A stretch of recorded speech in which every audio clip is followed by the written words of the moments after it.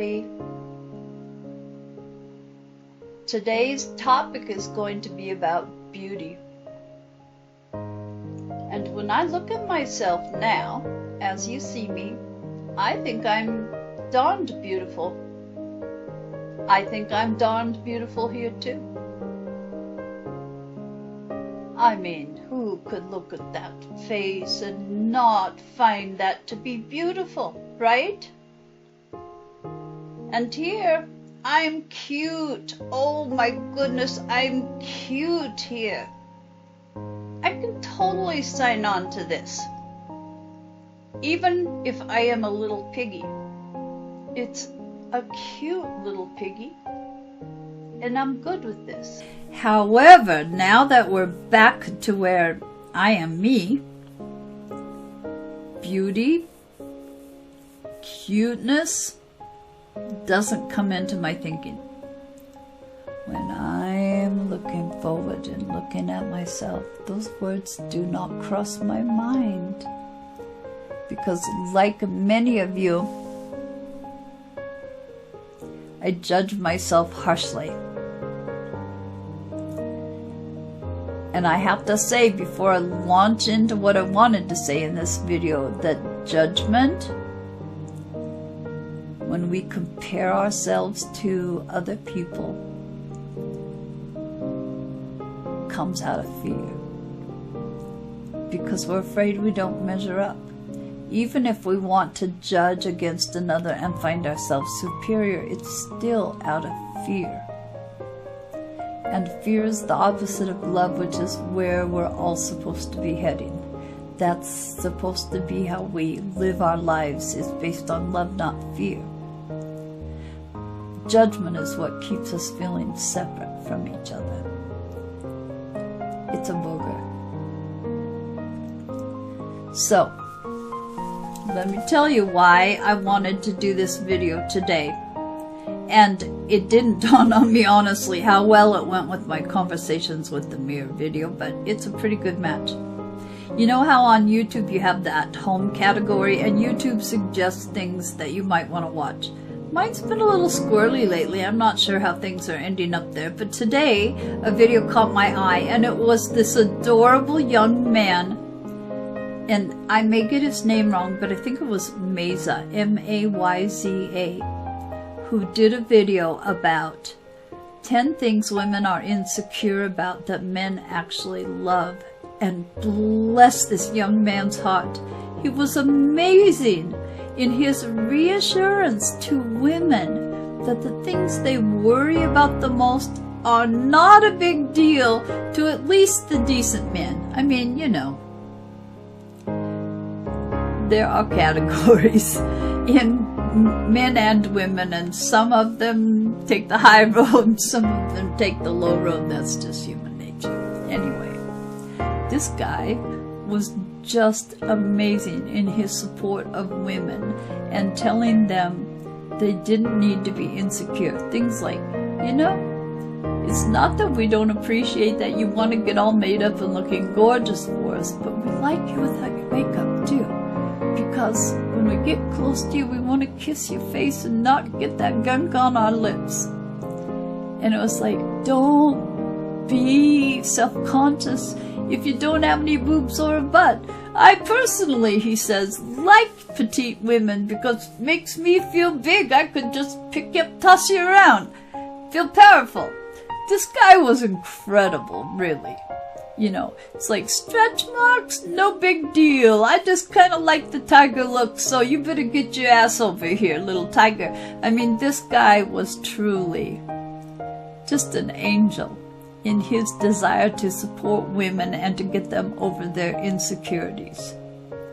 The things he was pointing out, I know, yeah, because I'm a woman, are very common as insecurities. It was like, curves? What's wrong with that? Smile because you have a crooked tooth or a gap? Those are the things that make you cute. I mean, this guy was just driving it home. There's only one you. Celebrate your uniqueness.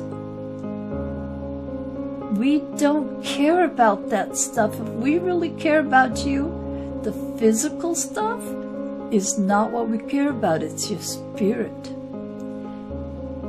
And you know, I'm watching this and I'm thinking, he's so right. How can you argue with that? More, I was appreciating that there were men out there that think that way, and I think he's hoping to get across that there are more men that think that way than we women think there are. You know, because we run into the horn dogs and the douchebags that make it seem like all they care about is that superficial stuff, but maybe it's not the majority. And I'm not saying women don't do that to men either, so don't get me wrong. I know we all can be unkind. We all can judge harshly. But this is more about how we judge ourselves harshly. So this is just my opinion, and please remember that with any of this, it's just what I've discovered for myself. I share it in case maybe someone else will find that it resonates with them, but never do I intend to push my stuff onto you as having to be your truth. But it's my belief that how we view our looks and our bodies has a lot to do with what we went through as children. So for instance, I know that a lot of children that have been sexually abused have issues with their bodies. They become emotionally detached from them, or critical, or view them even as the enemy, because it's easier to blame their own body, I guess, than the offenders. I'm not sure why that is, but I understand it. Or let's say there's a young girl and the big bad man that is about to hurt her says, "You're such a pretty little girl, I can't help myself." Well, there's a little girl that now is going to decide, I'm not going to be pretty anymore. If this is what pretty brings me, I don't want to be pretty. And I am sharing an incident from my preteen years, not because I want your sympathy. We all go through crap. But it is a defining moment for me in how I have viewed my own looks. And I think probably many people have that kind of defining moment where, because of what someone else put onto them, they started seeing themselves negatively or put way too much emphasis on looks. So I was 10 or 11. My mom told me she wanted me to pluck my eyebrows. And really, I didn't have consciousness of my looks as being important at that age. I was just a kid, to what I recall anyway. All I could think of was that, nah, wait a minute, I've been asking you if I could shave my legs for a while now, and you've made it clear that once I start removing hair, I'm going to have to stay up on it because it'll start growing even more. And I'm like, nah, at this age, do I want to be plucking my eyebrows all the time? No, I'm good. Well, apparently I had a unibrow forming, and, you know, we know that's not pretty, but, you know, my looks were not at the forefront of my thoughts about myself at that point. They were, though, to my mother, apparently, and what ended up happening, she chased me into the bathroom and trapped me between the toilet and the tub and plucked my eyebrows for me. I was screaming hysterically, I gotta tell you. I do remember that. Because I felt powerless. And I felt humiliated. And the worst thing that came out of that is that I felt ashamed. It was the first time I realized that my looks were an embarrassment to my mother, and it brought shame to me because of how I looked. Because, you know, at that age, I wasn't even into boys yet. But your mother is your mother. You don't want to be a disappointment to your mother. And I realized that how I looked was disappointing to her. And it formed formed how I looked at myself. An embarrassment, something to be ashamed of, and it has clouded my whole life. I mean, when I look back at pictures now, I think, why didn't I appreciate myself more? You know, compared to me now, I was thin, I had beautiful auburn hair, very pretty smile, you know. Why didn't I appreciate that young woman? She's very pretty. I just couldn't. You know, it had formed in my brain that I wasn't good enough, that I was a disappointment, and I held on to it. At an age when we aren't present enough in our thinking to say, oh, wait a minute, that's my mom's problem, that's not mine. I took it on as my own. And it really has colored everything in my life. In any social situation, I would find myself thinking, you know, there's something wrong with me. I hope they don't notice. That should not be the first thing a person thinks about when they meet other people, but it just was a big deal for me. It was how I had to find myself. Lacking. Now, I know that a lot of you are going to relate to this, and some of you maybe are going to be like, hey, I'm good with myself. I don't know what your problem is. You know, I can't explain it. I don't have a psychology background. I don't know why some people can come through those kinds of things unscathed and how some are so wounded. But the thing is, we're adults now. And we don't have to continue the way we have thought about ourselves. Think about what that young man was saying. All those things that you worry so much about. We don't care. So I'm going to go in two directions here. And maybe one of them is going to be uncomfortable. I just know stuff I sank, but my back is hurting. Sorry. The one direction is, you know, those of us that have these self-esteem issues often won't do things to help ourselves out. You know, we aren't going to make the effort on our own behalfs because we don't think we're worth it. But a lot of us have children now. So one thing you can keep in mind, if you can't do it for yourself, is that we teach by example to our children. So if your daughter sees you obsessing about your weight or the things that you see as flawed in yourself, what are you teaching to your daughter? You know, it's nice to have that saying, do as I say and not as I do. But our children watch what we do in addition to listening to what we say. And you know, could be that we're doing damage both ways. We do the best we can, but again, we can be more conscious about what we're doing and try to make an adjustment. So just remember that as you concentrate on something like your looks, what you see as your lack of beauty, you are teaching that to your children.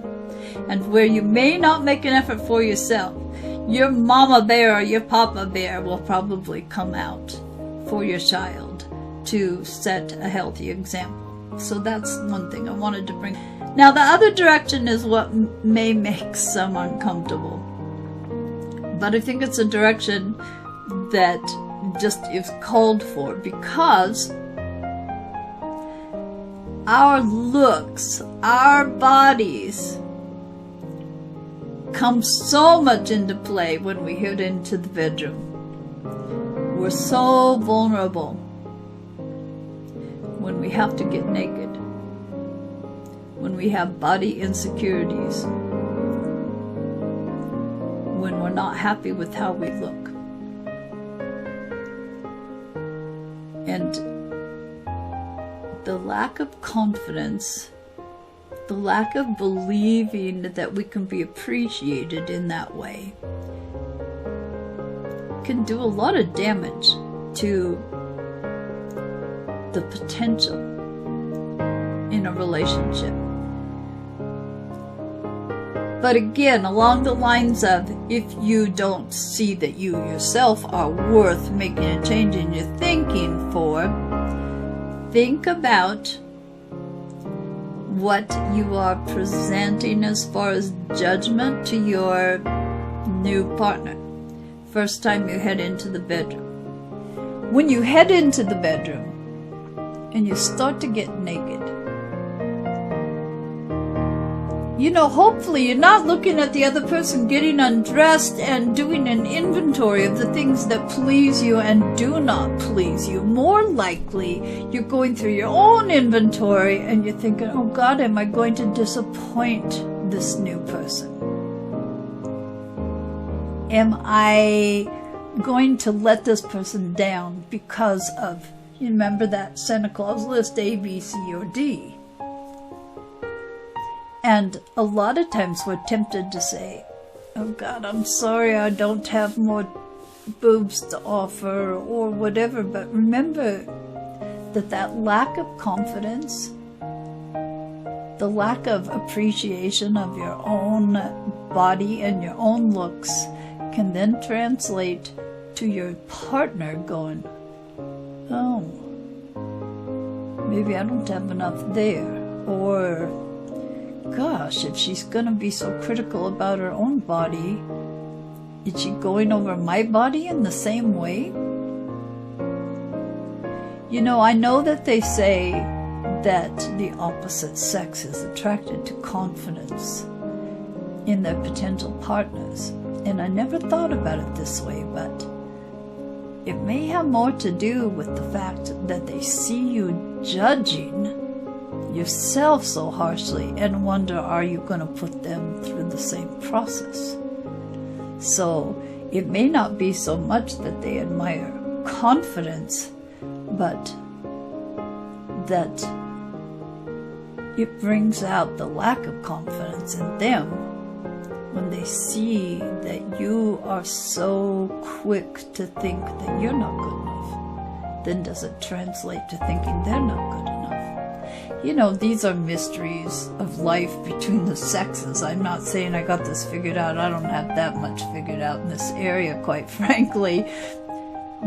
But again, it's something to think about. If you can't be kind to yourself just because you decide you're going to be, think about maybe how it is sabotaging you in potential relationships.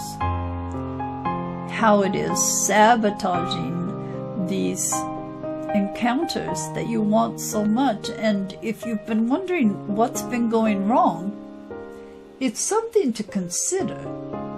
You know, maybe this stuff is catchy. Maybe when we're feeling so awkward and insecure, we're passing it on to our potential partners. Maybe it just always has existed and they're better at covering it up. Maybe this is something that's universal and we just all have our different ways of acting. But you know, really, does this have anything to do with beauty? Or is this just more self-criticism, a lack of loving ourselves, that we make the look so important? You know, there may be something to that. Because if we loved ourselves, would we really put ourselves through that kind of ringer? And like Mesa said, again, I hope I have his name right.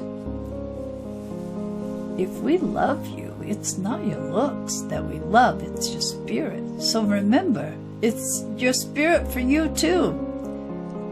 It's not your looks. Love your spirit. Love your essence. Love what makes you you. And you know, I have to point out, I think I pointed out in other videos, we do attract what we are putting out. So maybe that's as good a reason as any to start looking at ourselves in a different way. You know, we're unique. We're the only us there is. There's no one else like us. And that is like, you know, the prized collector's item. If there's only one of a kind, that gives it lots of value, right? So think of yourself as one of a kind collector's item that's worth $1 gazillion. And put that vibration out there.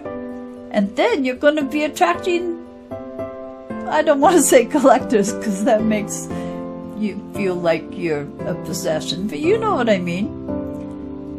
If you can put that kind of vibration out about yourself, then those people are going to be who's flocking toward you, because you'll be attracting those that see one of a kind, special, unique, treasured. It really is all about what we focus on. Let's be kind to ourselves. Does it really come down to the opinions of others being more important? Should it? It just means when you're criticized by someone that you've attracted the wrong person.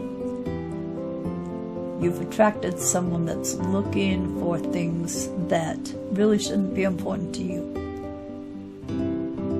If it's all about looks, you know, let them go buy a Barbie doll. You know, if it's all superficial, is that really someone that you want to be concerning yourself with? If they can't see your inner light, if they can't see your spirit, if they can't see what makes you the only you there is it really worth sweating? But see, we can't expect magically to have the people show up that appreciate what makes us unique until we can see it. So, long lead in, but what I wanted to do in this video now is to share some oracle cards about beauty. And you know, if you want to watch it again, fast forward through the Gabby lady and just get to the oracle cards.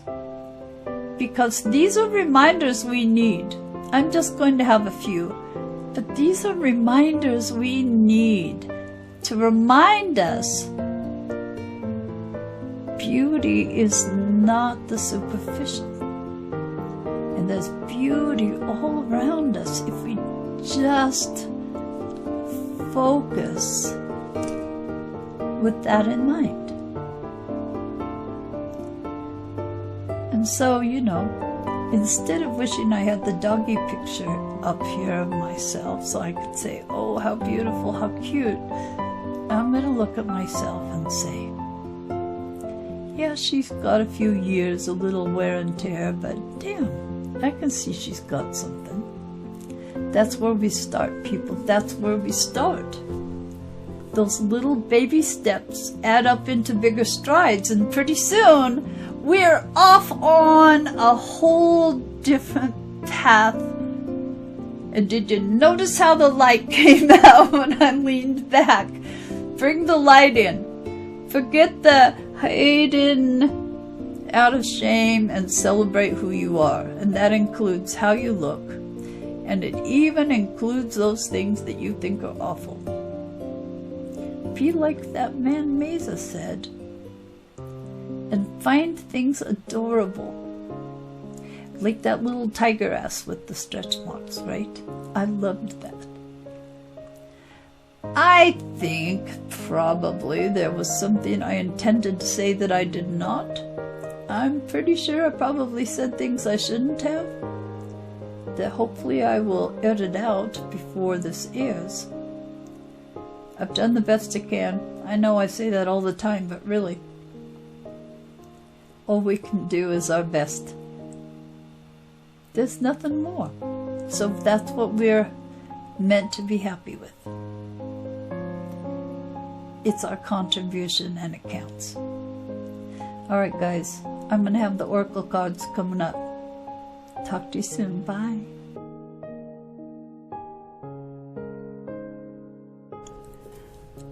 This oracle card is called Goddess of Beauty, and it is from Angels, Gods, and Goddesses. You are a wondrously beautiful being of light, yet you cannot see it because you are comparing yourself to others instead of looking honestly and lovingly at yourself. Allow your light and natural beauty to shine through. You are beautiful just as you are. There is nothing to fix. Just love and accept yourself as you are. As you honor the beautiful person that you are, others will feel the light and warmth radiating from you. As a result, you will attract wonderful and generous people into your life that will love and appreciate you for all that you truly are. Just be yourself. That is where your beauty lies. Comedy, tragedy, art, the mountains, the city, a child. All things contain the glory and light of God. When we see and experience that beauty in the world, we experience a state of grace, a state of connection and gratitude for all that is.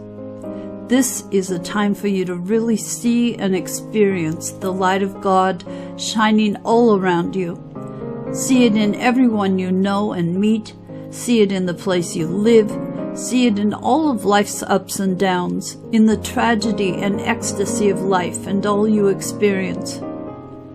Finally, and most importantly, see it in yourself. It exists within every cell of your being. We often have the idea that beauty is an idealized, fantastical, irrational, and delusional idea of perfection. Everything that exists is already perfect. Everything is God. Often our ideas of perfection are just programming and projection that springs from neurosis. It is time to really open up your eyes, heart, and mind to the miraculous wonder of life. From Soul Coaching. Your soul wants you to know, the more you see beauty around you, in your environment, yourself, and your body, the more it will fill your life in all forms. Never say anything about yourself or your body that's negative. Don't put yourself down silently or to others. Instead, affirm beauty and take time to adorn your body and personal space. Take a luxurious bath, do your nails, have a massage, or create a home altar. Cherish yourself and the luminescence within you and around you. You will glow.